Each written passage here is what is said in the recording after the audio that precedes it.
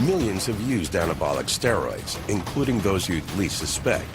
No drug is so reviled, yet so misunderstood. The fact of the matter is, you want our athletes using steroids. From researchers, users, and abusers come stories from inside the world of steroids and a view of how steroids work from inside the body. What do we know about the real risks? You cannot prove cause and effect. You just can't do it. And can science separate fact from fiction in the steroids debate? In 2005, some of baseball's greatest players addressed Congress on steroid use in professional sports. Members of the committee, distinguished guests, my name is Jose Canseco, and for 17 years I played professional baseball. In his book and during testimony, Canseco spoke of rampant steroid use in baseball. Since then, more heroes have fallen. In 2007, Major League Baseball took a major blow.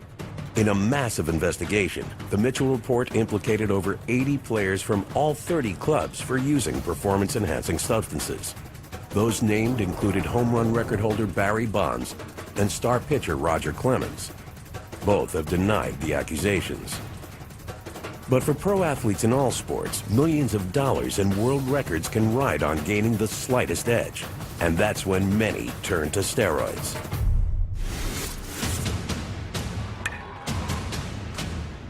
Anabolic steroids are now banned in every major sporting organization. In the U.S., anabolic steroids are also illegal without a prescription. Yet more than 1 million Americans have admitted using them illegally. The real number of users is anyone's guess. Other than pedophilia, this is the most secretive behavior I've ever encountered. I've had people admit they've hit their spouse, that they've used cocaine, heroin, amphetamines. They'll admit all that before they will anabolic steroids. In pro sports, adamant denials are par for the course. Are you taking the fifth? I'm not here to discuss the past. I have never used steroids, period. There's probably not an athlete alive at any level that hasn't considered using steroids, at least at some point in their career. Are steroids dangerous? Many doctors say yes. How dangerous? Doctors disagree. I'm far more concerned about tobacco and alcohol, methamphetamines, crystal meth, cocaine and heroin by a long shot than I am anabolic steroids. However, that does not give us license to ignore it or not aggressively deal with the problem. There tend to be highly opinionated people on both sides of the aisle, both groups of whom have opinions that are substantially beyond anything that the actual data can support. Science isn't the only voice in the debate. Others have something to say. The champion who turned his back on steroids, the father who lost a child to steroids, and even the athletes who defend steroids. Few understand steroids better than Kieran Kidder. Kieran is a competitive powerlifter. He used supplements for more than 15 years. At times, that included steroids. Morning. I'm getting ready to go to the gym here in a little bit. What are you training today? Back and legs, gonna dead. Kidder is also the founder of the World Powerlifting Organization. Today it starts. I personally like to train about mid-morning. So I come out and I'll, try to have a little bit to eat, like an hour or two before I'm gonna train. He believes steroids are a widely misunderstood drug. Preconceived notions are that it's similar to doing narcotics and you're, wrapping a rubber band around your arm like a junkie does. But it's no different than taking, a multivitamin on a daily basis. It's just part of a routine.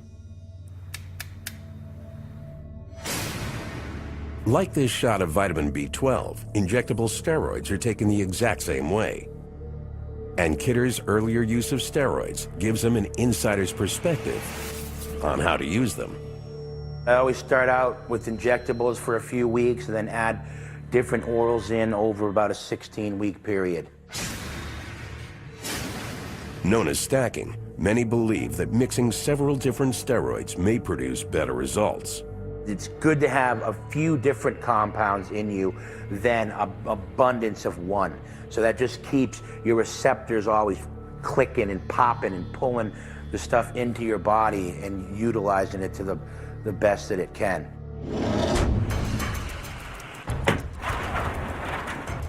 Many experts believe that steroids can push the physiologic limits of the muscle, making it bigger, faster, and stronger than it could get naturally. These drugs will take you places that you can lift for 50 years and you'll never get to naturally. They're that potent. Steroids affect the body by enhancing the natural process of muscle building. The key to building muscle is protein synthesis and cellular repair. Skeletal muscle is made up of long fibrous chains containing proteins. Bundles of thousands of fibers make up the muscle itself. When an athlete engages in a heavy workout, this structure is damaged, causing micro tears in the muscle fibers. The body naturally repairs this damage by mending the torn fibers. The result is a muscle that's larger and stronger than before. And with each additional workout, the athlete adds bulk, strength, and speed. With steroids, muscle repair can come faster, much faster.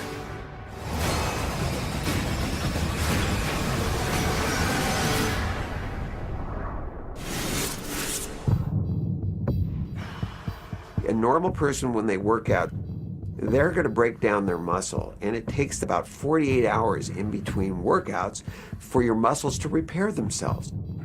Well, anabolic steroids speed up that process. So rather than taking 48 hours, it may be only 24 hours. So you're able to work out more frequently, longer, more intensely, and then recover faster so you can work out again. Not only that, they may raise the performance ceiling of the muscle. Scientists realized the potential of anabolic steroids soon after they appeared.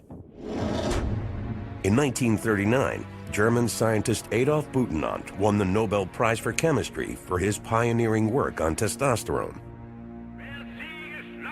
Hitler refused to let him accept the prize. But from World War to the Cold War, Germany pioneered steroids research. At the 1976 Olympics in Montreal, East German athletes won 40 gold medals, including 11 in women's swimming. During the 70s, the East Germans had a phenomenal record in the pool. And it wasn't until about 20 years later when it finally emerged that they had a drug program in place and they were just taking all the medals, literally. By the end of the 1970s, steroids had infected sports in other countries. But steroids was not yet a household word. Then, in rushed Ben Johnson. And they're off. Ben Johnson, Carl Lewis is, and Ben Johnson really has it. Look at McRae's in second. And it's Ben Johnson, and he's going to walk. Ben Johnson first. In 1988, the Canadian sprinter won the gold in the 100-meter dash in the Seoul Olympic Games, shattering the world record. A urine test revealed his secret. Ben Johnson did two things. One is he got his medal taken away for doping with anabolic steroids. Two is he ran the fastest 100 meters that had ever been recorded in world history. So he showed really the world that these were effective drugs. Because when Ben Johnson came back without steroids 2 years later, the headlines were, Ben Johnson is back, and he's slower. Johnson had a third achievement. He helped the public equate steroids with cheating. Sort of like using a bicycle if you were running a race. It was against the spirit of sport. Although steroid use was deemed cheating by the rules of sport, they were not yet classified as illegal. After the Johnson scandal, the U.S. Congress held hearings on outlawing the non-medical use of anabolic steroids. Those opposed included the American Medical Association, the Food and Drug Administration, even the Drug Enforcement Administration. All testified that steroids were addictive and didn't meet the criteria for becoming a controlled substance. Despite this, in 1990, Congress voted to make steroids illegal without a prescription. The first shot in a war against cheating in sports had been fired. But many athletes could get around that. They could find steroids through trainers, fellow athletes, and even doctors willing to write prescriptions. And in the 90s, Kieran Kidder didn't need a prescription. He also knew where to find black market steroids. But the law was close behind. Back in 1996, I got arrested for possession of them. Somebody ratted me out, spent 4 months in jail. My whole life has never been the same since. Yet he still believes they have their place in sports. I've taken them, and I've taken lots of them. I just don't recommend that just anybody takes it. If you know what you're doing, there is a safe way of doing it. There absolutely is. Most who take steroids think there's minimum risk or low risk or risk they can handle. But that's the problem. This very powerful hormone that's going to your brain, it's going to your muscles, it's going to your liver, it's going everywhere, and it's changing you. The challenge for science is proving it. But not all steroids are created equal. For every athlete who secretly injects steroids, there's someone like this man who legally uses a different type of steroid right out in the open. There are several classes of steroids. Most often confused are anabolic steroids and corticosteroids. Both are synthetic versions of hormones produced naturally in the body, but they perform two completely different tasks. Athletes use anabolic steroids to build muscle. Corticosteroids are used by doctors to reduce inflammation. Everything from arthritis medication to asthma inhalers contain corticosteroids. Unlike anabolic steroids, they cannot build muscle. But anabolic steroids have their place in legitimate medicine as well. There are a few things that anabolic steroids are used for, and I use them in my practice as well. I use them for men, usually older men, who lose the ability to make their own testosterone. Other doctors prescribe steroids to treat muscle loss, anemia, stunted growth, and delayed puberty. Anabolic steroids are simply synthetic versions of testosterone, the primary male hormone. In short, they're man-made versions of natural testosterone produced in a lab instead of the body. So if we're going to give somebody testosterone, all we're doing is giving them back what their body would normally be making. It's not giving them any more than that.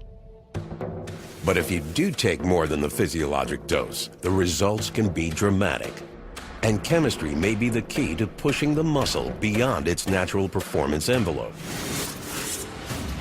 For unknown reasons, when an athlete trains intensely, natural testosterone levels in the body drop precipitously, sometimes to that of a castrated man. The body also releases another hormone called glucocorticoids to reduce inflammation. But glucocorticoids have a second effect. They are catabolic, meaning they break down muscle tissue. It's a double whammy against the muscle, a drop in testosterone and an increase in muscle-wasting hormone. It's speculated that steroids affect the hormone imbalance in two ways. First, they may replenish testosterone levels after a workout, accelerating muscle repair. They may also block the muscle-wasting effects of glucocorticoids. The result is a muscle that quickly gets bigger and stronger. For athletes, inhibiting these two roadblocks to muscle building provides a huge advantage. It does take athletes to the next level. If you are swinging a bat, you can use a heavier bat, or you can swing it faster. If you're running, sprinting, you can run faster. That's why you find so many athletes using them. Steroids are incredibly effective. A young guy who eats badly, sleeps badly, smokes, drinks too much alcohol, misses half of his gym workouts, and takes steroids can blow away the most dedicated, most gifted athlete who does not take steroids in terms of sheer muscle gain. But to achieve those gains takes high doses of steroids. Most doctors prescribe anabolic steroids in what they call a physiologic dose, the amount of testosterone a man produces naturally. Some endurance athletes who want to reduce recuperation between workouts use a physiologic dose of steroids. Some sprinters with higher strength and power needs may use twice the natural amount. But what about bodybuilders and weightlifters? In some of the studies that we have done, we have encountered guys who are taking the equivalent of 100 times the natural output of testosterone. In other words, if you figure that the normal male testis manufactures between 50 and 75 milligrams of testosterone a week, we've seen guys who are taking 5,000 or 6,000 milligrams of testosterone or its equivalent per week from injections or pills. And the more you take, the bigger you can get. For many athletes, anabolic steroids seem like the proverbial fountain of youth. Steroids have profound effects. You could see results in as little as 2 weeks, maybe even less. You'll start to actually see an increase in muscle size pretty rapidly. If you train for endurance, your muscles are going to take on endurance-like characteristics. If you train for strength, your muscles are going to take on strength characteristics. And if you're going to train for size, your muscles are going to take on size-like characteristics. Most athletes have a small window of opportunity. In some sports, it may only be a few years. I can understand when an athlete comes to me, a 19-year-old kid comes to me on the brink of signing a $50 million contract, numbers that most of us can't even imagine at 19 years of age. What is your choice going to be? It's clear cut. And as bad as that sounds, as a coach, I'm telling the kids how to try to do this naturally. That's when some athletes turn to anabolic steroids for an extra edge to beat the clock and cash in on success. But the risks of indiscriminate steroid use remain undefined, and many experts fear that these users may eventually pay a medical price. In 1991, one athlete became the poster boy for steroid dangers. Former NFL player Lyle Alzado announced he was dying of central nervous system lymphoma. He blamed steroids. Yet, even in his confession, Alzado diluted the dangers. There was a double-edged sword to his comments that he made in Sports Illustrated. What he told the world is, yes, steroids cause my problem, but there is a safe way to take steroids. But not without a doctor's supervision. Experts agree the abuse of steroids comes with several undesirable side effects. Men may experience a number of short-term cosmetic changes. They can include severe acne on the back, as well as on the face. Gynecomastia, the accumulation of fat under the nipples causing the breasts to swell. And even testicular atrophy, the shrinking of the testicles to half their normal size. For women, the androgenic or masculinizing side effects are more pronounced, including male pattern baldness, growth of facial hair, and even a permanent deepening of the voice. The breasts may also shrink and the clitoris enlarge. Other side effects are debatable. One is a spike in aggression from steroid use, known as roid rage. Atlanta authorities are investigating the bizarre murder-suicide involving professional wrestler Chris Benoit and are asking if steroids could have played a part. Animal and human studies show high doses of testosterone increase aggression. Yet few anabolic steroid users undergo a change of personality. Steroids make an unstable person more unstable. They make an aggressive person more aggressive. It's usually been a person who's had problems. So it hasn't been a Jekyll and Hyde where you've been a kind, caring, docile, friendly person and turn them into an aggressive monster. Studies suggest only a minority of users turn violent. Between 1993 and 2000, 4 double-blind clinical trials administered high doses of steroids to 109 men. Roughly 5% experienced reckless or aggressive behaviors. You can have 5 different guys who take the same dose of steroids, 4 of whom will have virtually no psychiatric changes, and 1 of whom will go completely berserk. Yet some doctors feel roid rage is exaggerated. You give me State College, Pennsylvania, in Ann Arbor, Michigan, on a football Saturday, and I will show you as many cases of alcohol-induced rage as you will see in the United States in 50 years from anabolic steroids. Roid rage isn't the only side effect under debate. People take steroids, men and women, because it works. But it comes at a price. The price, perhaps life itself. Professional bodybuilder Steve Mahalik was once Mr. USA, and Mr. America, and Mr. Universe. He was also a devout steroid user. Mahalik began using steroids in 1975 to prepare for the Mr. Universe competition. He kept using them for 10 years. He believes steroids help buy something priceless, the pinnacle of bodybuilding. I used them a ton, but you know, whatever comes up must come crashing down eventually. Finally, I collapsed on the stage and went to the hospital, and I had 2 grapefruit-sized tumors on my liver.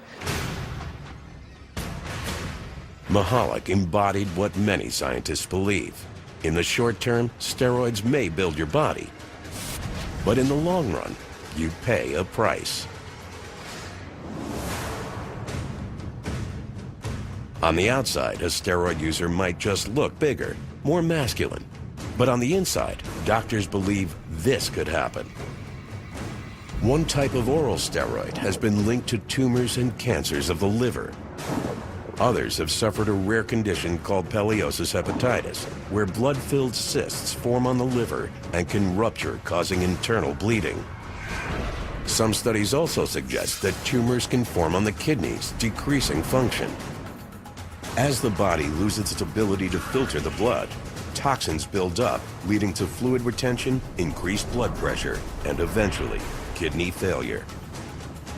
But even more alarming is the effect of steroids on the heart. Steroids can dramatically alter cholesterol levels, increasing the risk of heart attack or stroke. A catalog of life-threatening diseases. Steve Mahalik has had them all. Liver tumors, pancreatitis, gallbladder disease, a heart attack, a stroke, and the list goes on. All my organs were shutting down one by one, piece by piece, and all my arteries were clogged, all 7 in my heart. I had no blood going to my heart. The doctor woke me up. He said he saw more blood in a dead person than he saw me being alive. Steve has company. Spare the pain, spare the shame. Let's go. My group of champion bodybuilders, 70s, 80s bodybuilders, are now just getting bypass surgery, who's getting valve replacement surgery, who has liver problems, kidney problems, who died, heart attack. It's all happening. No one ever smoked. They didn't drink. Our diets were impeccable.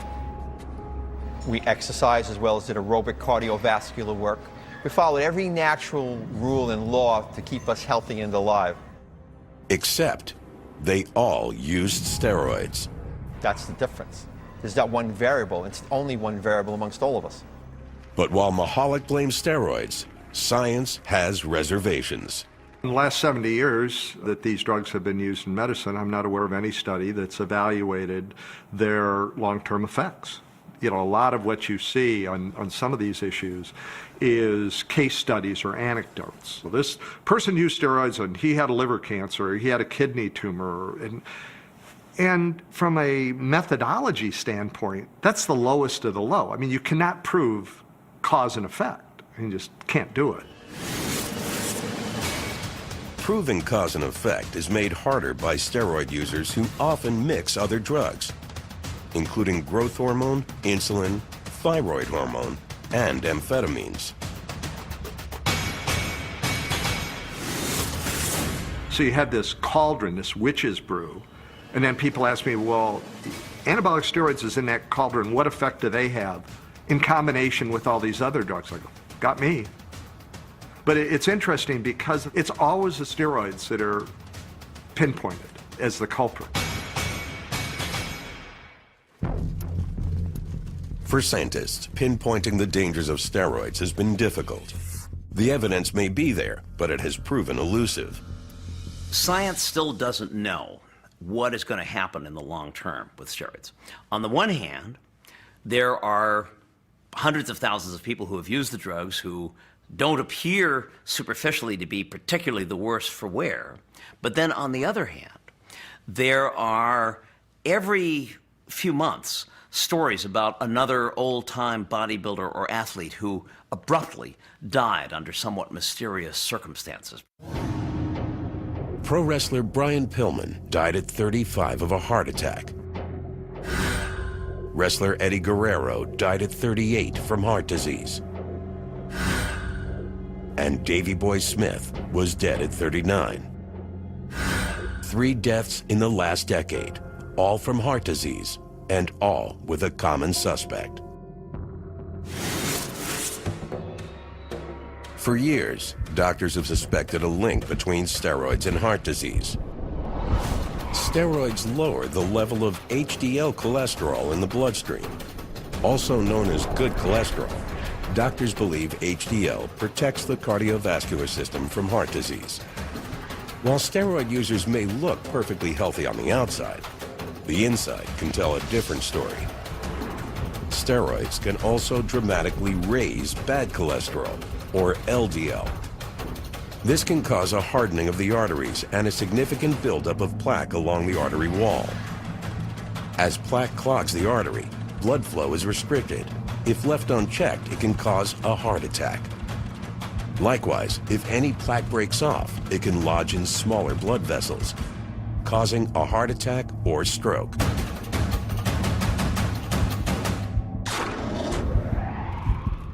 And the damage can be done after only a few years of steroid use. Exhibit A is Danny McDermott. Now a 54-year-old financial advisor, Danny was once a champion bodybuilder. Back when I was competing, and you want to be at that, national level, the international level, you could bet your competition's using steroids. So was Danny. At 36, 7 years after quitting steroids in bodybuilding, he took a body blow. The doctor came and said, "You just had a massive heart attack and you're lucky to be alive."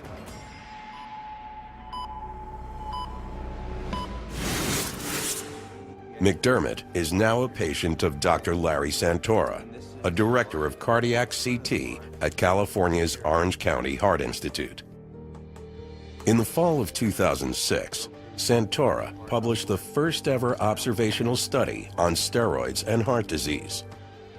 It was also the first study to use an electron beam CT scanner to see how much plaque had built up in steroid users. A significant amount had severe plaque at a very early age, in their 30s, the type of plaque that you might see in somebody in their 70s or 80s. All 3 of your major arteries, you have atherosclerosis or plaque in each of those. To get to this level of bodybuilding and a professional athlete who uses it and performs, they're going to need to take it for several years, and that's when you're going to start to see the effect. And these guys have been doing it for 10, 12, 15 years, and they're going to die suddenly. We're going to see people, instead of dying in their 70s or late 60s, in their 40s, 50s, maybe even in their mid-30s. I'm lucky that I got through all that so far, but I don't think I would do it again. Knowing what I know today, I would not do it again. Despite his findings, Santora can't prove his fears. His study group was too small to draw big conclusions. The problem with studying illicit drug use in general, and with steroids in particular, is that you just can't go out and do a laboratory study. You can't intentionally put people on steroids for 20 years to find out what happens to them, because the Human Studies Committee would not permit that. So for ethical reasons, the only way that you can study these phenomena is just to go out there in nature and see what you can find.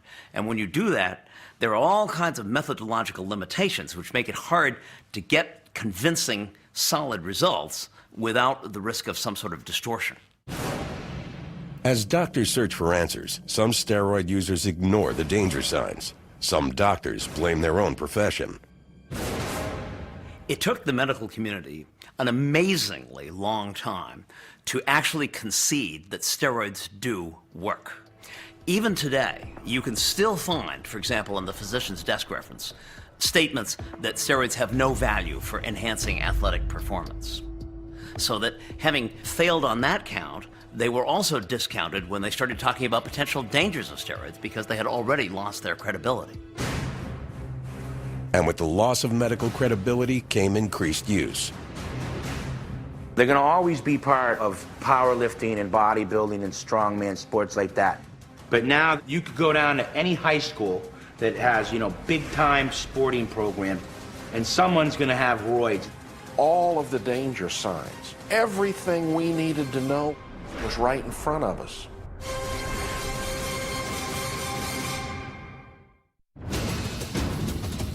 In the Tour de France, blowouts usually happen during the race.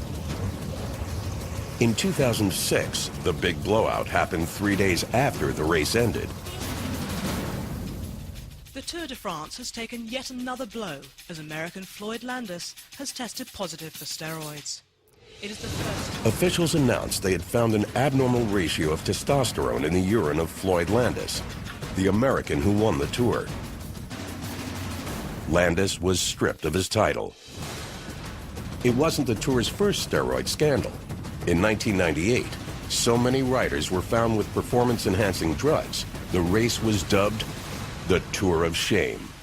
I said years ago, and people raise their eyes, you can't win the Tour de France without drugs. It's been dirty since its inception. Not too many people are raising their eyebrows about that statement anymore. From cycling to baseball, steroids can be found in almost every sport. Now, steroids are moving into arenas where the stakes are small, but the risks are just as high. They're going to always be part of powerlifting and bodybuilding and strongman sports like that. But they really have no business, in my opinion, being in baseball and football and these games that kids start out playing in their backyards. The most detrimental thing that a teenager can do is take steroids. But they are. And Taylor Hooton was one of them. 1, 2, 3, wait! Taylor was a great kid. Always had a smile on his face, cracking jokes. Very, very popular at school, and he must have been a good-looking kid. Girls over here all the time. But he made great grades in school. He was carrying a 3.8 grade average. He'd made super scores on his SATs, and he and I were getting ready to make college visits. Taylor Hooton was an average 16-year-old high school student until January 2003. That's when he decided to try out for the varsity baseball team.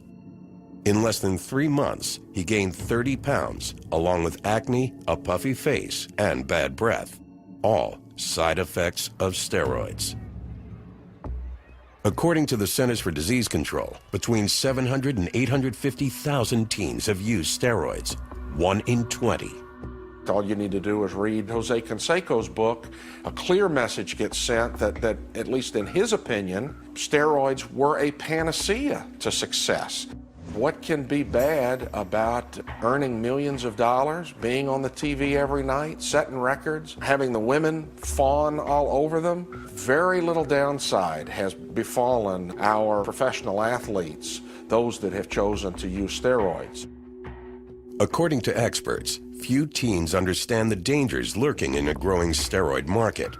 Today, steroids can be easily purchased online from labs in places like Mexico, Thailand, and India. We've heard stories of those vials being filled with flaxseed oil, all the way to those vials containing motor oil. And these kids, our children, are taking these and injecting them into the vein. Soon after Taylor began taking steroids, his personality changed. But what we saw in Taylor was something that was much more severe than normal mood swing. On 2 occasions, he took his pitching hand and drove it through a sheetrock wall. all of the danger signs. Everything we needed to know was right in front of us. But we didn't recognize it as steroids because neither we nor our family doctor had been trained to know what to look for.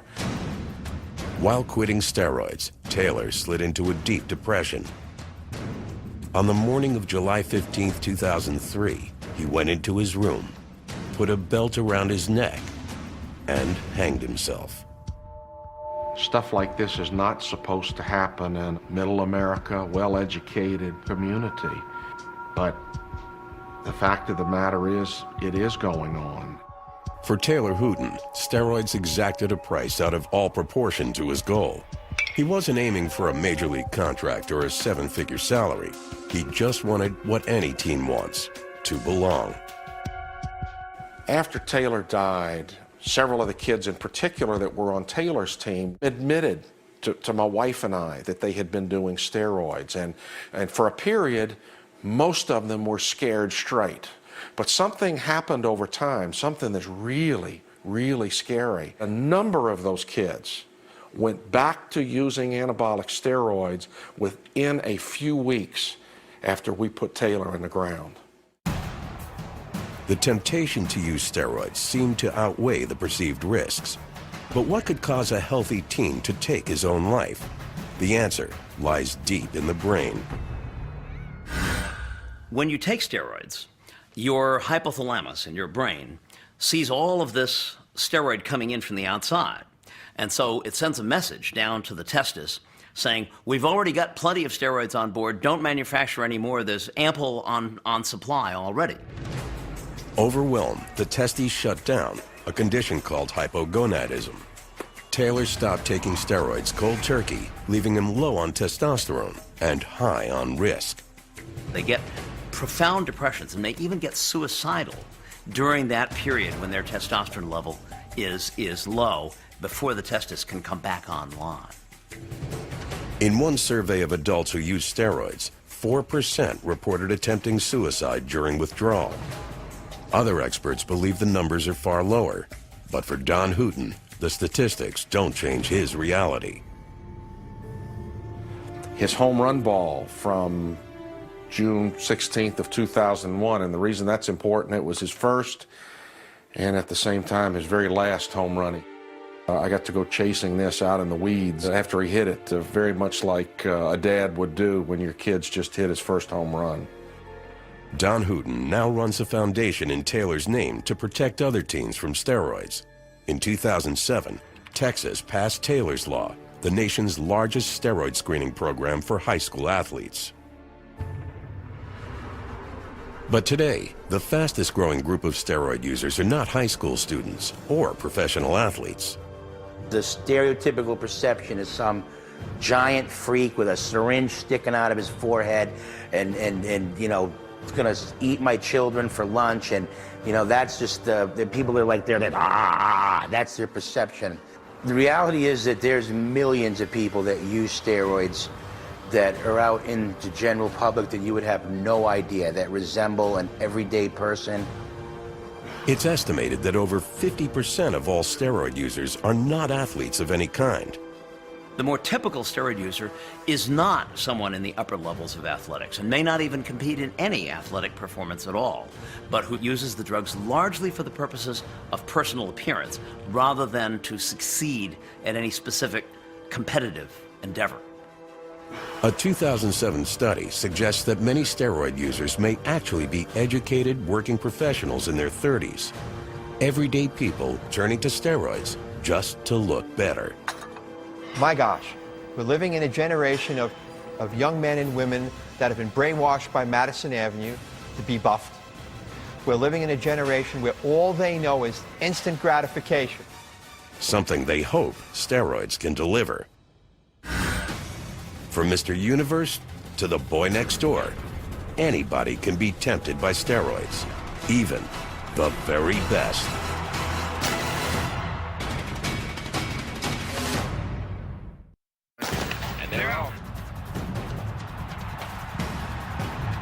At the 2000 Summer Olympics in Sydney, the American track and field star Marion Jones won 5 medals.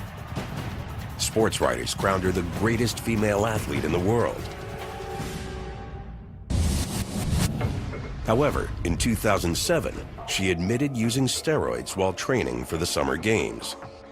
Her world records were invalidated, her medals forfeited. At age 31, one of the world's greatest female athletes announced her retirement from her sport. As a trainer, do I want my athletes on steroids? Well, obviously not. But as a consumer, you're demanding the very best out of athletes. And those athletes are going to do what they can to get that to happen. And when they do that, they start to push that limit. And that's a limit that, unfortunately is found in that anabolic steroid. If athletes still use steroids in the most drug-tested competition, where won't they use them? Oddly, in the very sport where they may be most abused. In an ocean of steroids, a handful of athletes are swimming against the tide. In Portland, Maine, begins a competition with unusual athletes, natural bodybuilders, rebels in a sport infected by steroids. These athletes reject steroids, both the benefits and the costs. And no one knows the costs better than their coach, former Mr. Universe and ex-steroid user, Steve Mahalik. Okay, guys, this is what it's all about. All that hard work we put in the gym just amounts to a few minutes on stage, so just really enjoy yourself. From Watertown, Massachusetts, please welcome contestant number 8, Michael Manovian.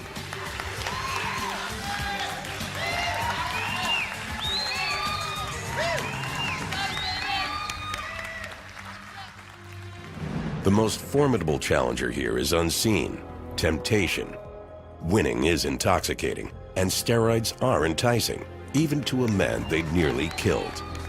I will have suffered through the stroke, the heart attack, the liver disorders, the mental disorders, the mental anguish. But would I personally do it again? Yes, listen to the drawer of that stuff. For one moment in time, Steve Mahalik was their best there was on planet Earth. Number one. That's a hard thing to discount. Come on, everything you got. At Mahalik's gym on Long Island, he trains a new generation of bodybuilders to do as he says, not as he did. These kids and these grown men need a leader. They need someone who's been there. They need someone who can take them to the place they want to go without getting sick or ill.